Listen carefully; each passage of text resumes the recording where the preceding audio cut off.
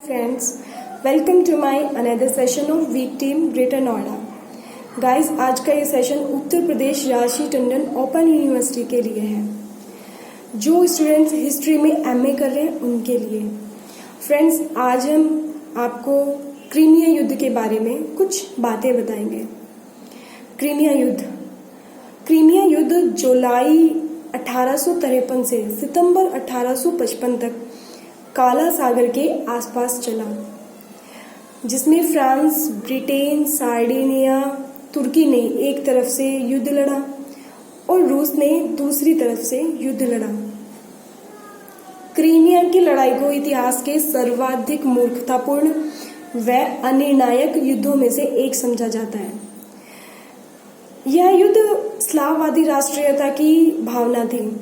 इसके अतिरिक्त दूसरी तरफ तुर्की धार्मिकता का जो अत्याचार था वो भी बहुत बना हुआ था। किंतु बेहद खून खराबे के बाद भी इस युद्ध का कोई भी नतीजा नहीं निकला। यह युद्ध अकारण ही लड़ा गया था। फिर भी यूरोपीय इतिहास में इस युद्ध को एक महत्वपूर्ण स्थान में आंका जाता है। गाइस, उन दिनों यूरोपीय देशों के जो लोग थे उनमें धारणा बनी हुई थी कि रूस के पास इतने शस्त्र हैं कि वह अजेय है। उससे लोग आतंकित थे। इस युद्ध को पहला ऐसा युद्ध माना जाता है जिसमें जनता को प्रतिदिन खबर मिली। इस युद्ध का सूत्रपात एक छोटे से धार्मिक विवाद से हुआ था।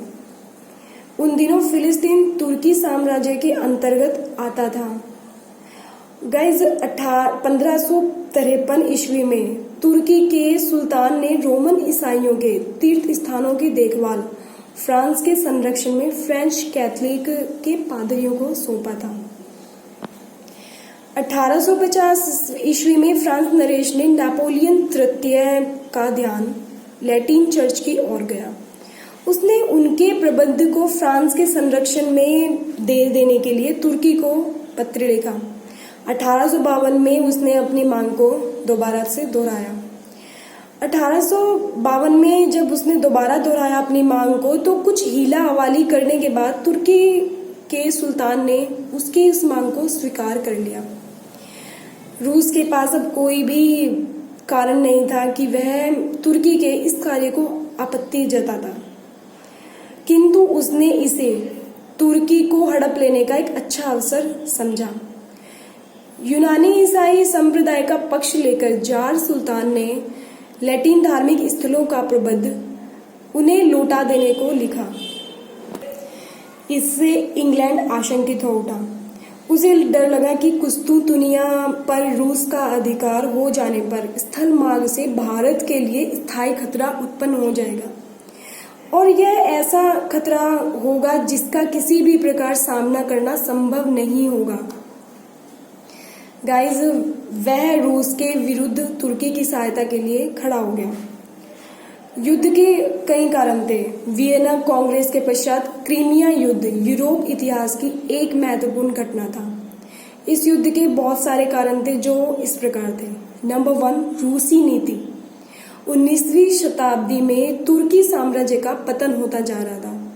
इससे फायदा उठाकर विभिन्न यूरोपीय राष्ट्र उसे आपस में बांटना चाहते थे। रूस चाहता था कि तुर्की कमजोर पड़ जाए ताकि बाल्कन क्षेत्र में अपनी साम्राज्य का विस्तार कर सके। रूस का उद्देश्य तुर्की को समाप्त करना था और तुर्की साम्राज्य के खंडर पर अपना महल खड़ा करना था। इसलिए जब भी मौका मिलता था यूरोपियों के सामने तुर्की के बंटवारे का प्रस्ताव रखता था। नंबर 2, ब्रिटेन का स्वार्थ। इंग्लैंड रूस की महत्वाकांक्षा का प्रबल विरोधी था, क्योंकि भूमध्य सागर में रूस का प्रवेश इंग्लैंड के लिए संकट उत्पन्न कर सकता था।